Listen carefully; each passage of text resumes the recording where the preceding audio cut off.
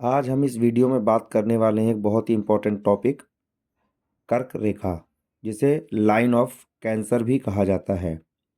ये भारत के लगभग बीचों बीच से होकर या मध्य से होकर गुजरता है।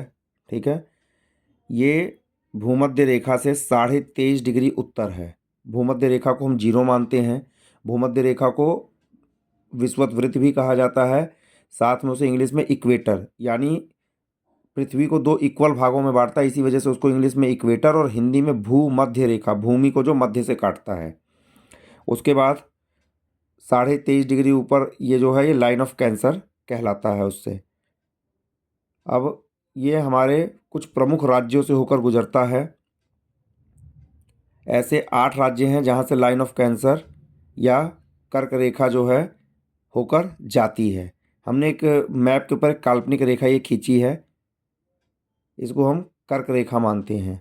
ठीक है, तो सबसे पहले इसमें आता है गुजरात। ठीक है, ये गुजरात बहुत बड़ा हिस्सा इसका गुजरात से। फिर यहाँ पे थोड़ा सा राजस्थान ऐसे इस तरीके से कर्व होकर आया हुआ है, तो ये राजस्थान में एंटर होती है रेखा।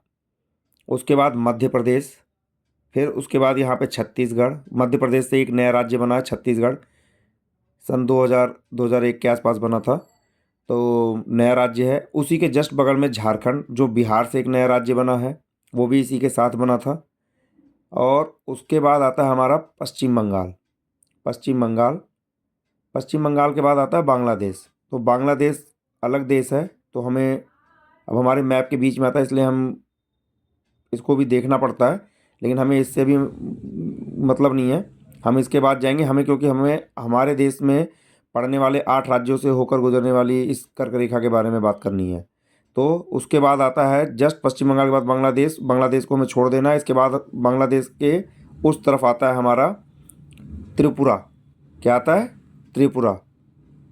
और त्रिपुरा के जस्ट बाद आता है मिज़ोरम। तो इस तरीके से गुजरात, राजस्थान, मध्य प्रदेश, छत्तीसगढ़, झारखंड, पश्चिम बंगाल, त्रिपुरा, मिज़ोरम, कुल मिला के 8 राज्यों से होकर ये लाइन ऑफ कैंसर गुजरती है, यानी कर्क रेखा।